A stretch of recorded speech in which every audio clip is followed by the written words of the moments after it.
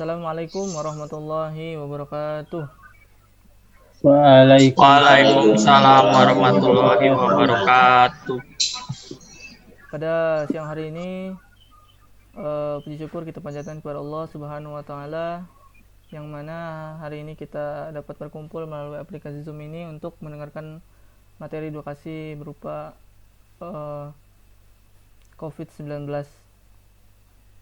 Puji salawat serta salam tak lupa saya aturkan kepada penghulu alam baginda Nabi besar Muhammad sallallahu alaihi wasallam.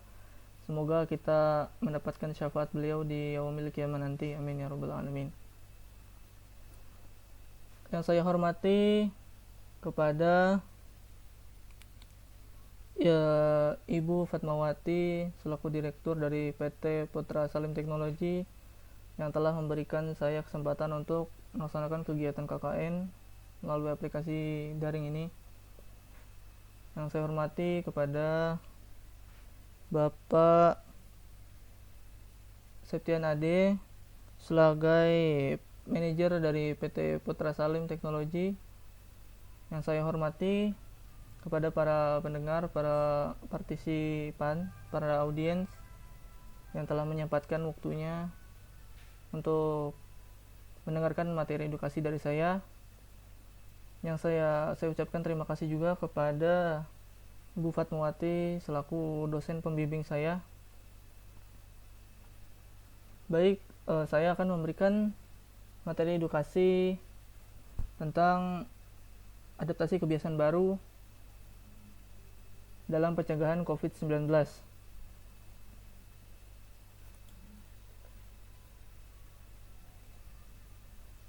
Adaptasi kebiasaan baru dalam mencegah COVID-19 untuk mengenal lebih jauh apa itu virus corona agar kita dapat mencegah coronavirus disease atau COVID-19.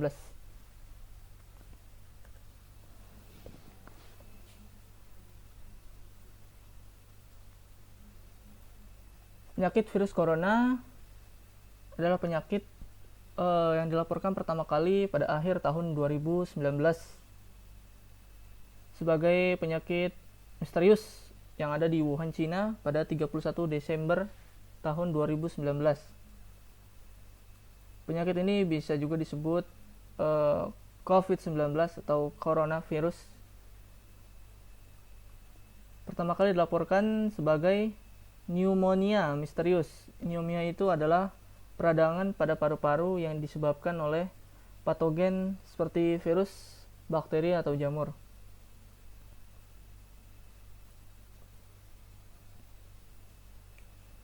Apa itu novel virus corona? Virus corona adalah famili virus yang menyebabkan berbagai penyakit mulai dari batuk, pilek, hingga penyakit yang lebih parah seperti salah satunya penyakit virus MERS dan SARS. Coronavirus ini adalah galur baru yang sebelumnya belum ditemui pada manusia. Jadi ini adalah penyakit baru.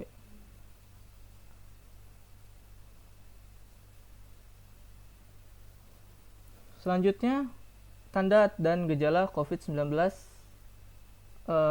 terjadi sakit kepala, bersin, batuk, sesak napas, atau kesulitan bernapas, terjadinya gagal ginjal, dan virus ini biasanya dimulai dengan demam, kemudian batuk kering, lalu seminggu setelah itu mengakibatkan sesak napas.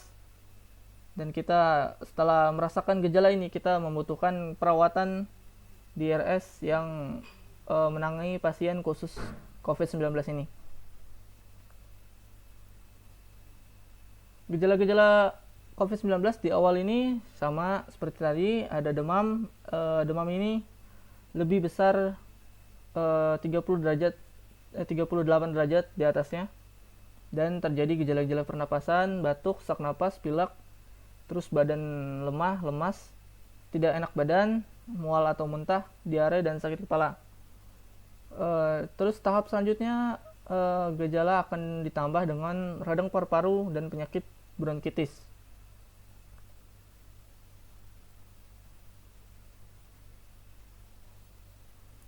Penyebaran Virus corona ini dari individu itu sendiri yang sudah terinfeksi, bisa melalui droplet udara dari batuk atau bersin, terus kontak seperti menyentuh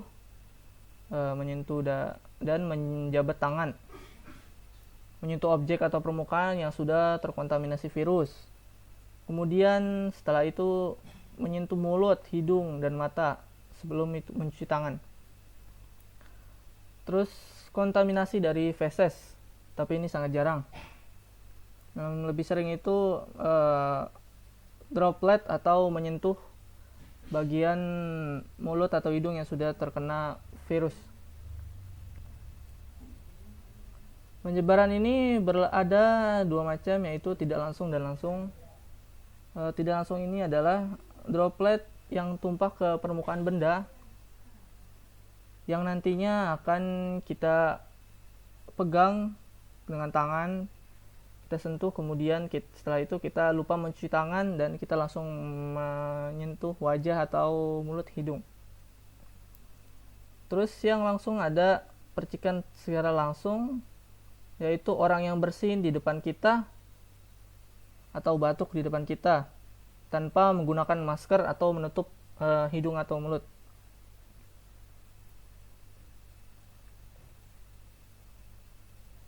Adaptasi kebiasaan baru. Mengapa, kapan, dan bagaimana harus kita lakukan?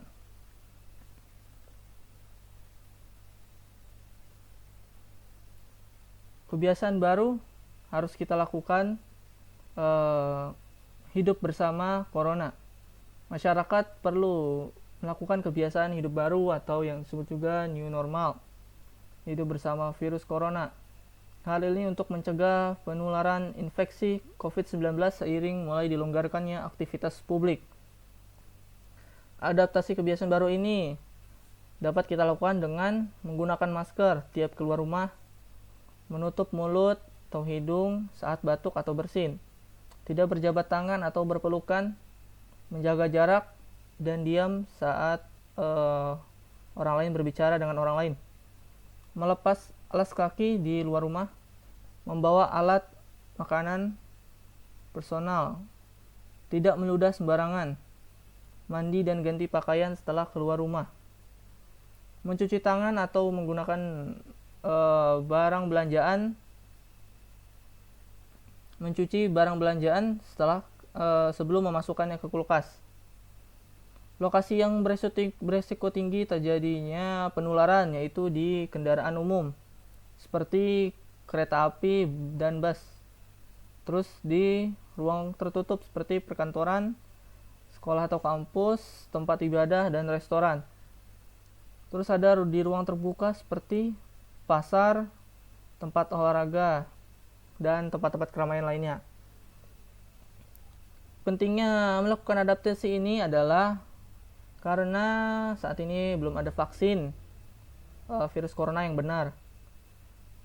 Resiko penularan saat ini masih tinggi. Terus tak ada jaminan seseorang terbebas dari COVID-19.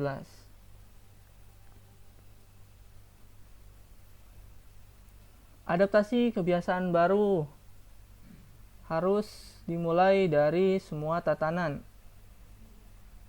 Mulai dari tatanan pendidikan, contohnya PAUD sampai dengan perguruan tinggi. Mulai dari tempat ibadah, contohnya di masjid, di gereja, wihara, kelenteng, dan lain sebagainya. Terus di pasar tradisional, di supermarket, dan lain-lain. Terus di tempat kerja, perkantoran, perkantoran pemerintah dan perkantoran swasta. Terus di tempat umum, contohnya di bus, kereta api, minibus, dan lain-lain.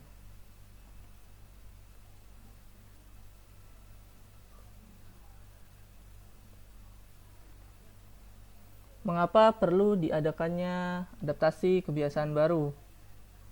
Adaptasi kebiasaan baru ini kemungkinan COVID-19 akan ada bersama kita selama kurang lebih 18 sampai 24 bulan.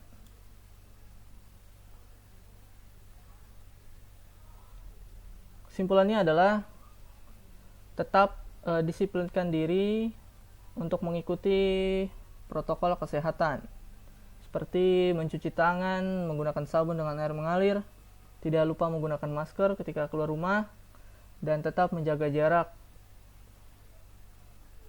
Terima kasih. Sebelum saya tutup, ada yang ingin ditanyakan? Ya, Fakih, saya ingin bertanya dari materi yang telah Fakih sampaikan. Saya Rian. Saya punya pertanyaan tuh Ki. Tadi kan ada istilah yang Fakih sebutkan itu galur ya. Ya. Bisa dijelaskan tidak galur itu apa? Terima kasih. Baik, terima kasih kepada Mas Rian. Ada yang mau bertanya lagi? Oke, kalau tidak bertanya, saya akan jawab dari saudara Rian. Saya akan menjawab pertanyaan. Jadi galur itu adalah genetika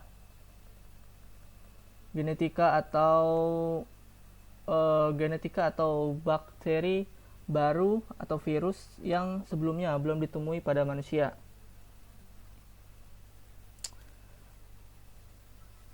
Baik, Mas Fakih, cukup saya rasa. Terima kasih. Oke, terima kasih. Demikianlah materi yang dapat saya sampaikan ini. Semoga kita selalu sehat dan dijauhkan dari segala macam penyakit. Amin. Kurang lebihnya mohon maaf. Assalamualaikum warahmatullahi wabarakatuh. Waalaikumsalam warahmatullahi wabarakatuh. Diharapkan kepada partisipan, para pendengar untuk dapat mengisi kuesioner yang nanti saya akan berikan. Nanti saya akan bagikan kuesionernya. Siap, Mas Fakih. Di sini saya memiliki semboyan di kampus saya, yaitu jadi sarjana, Nusa Mandiri tempatnya.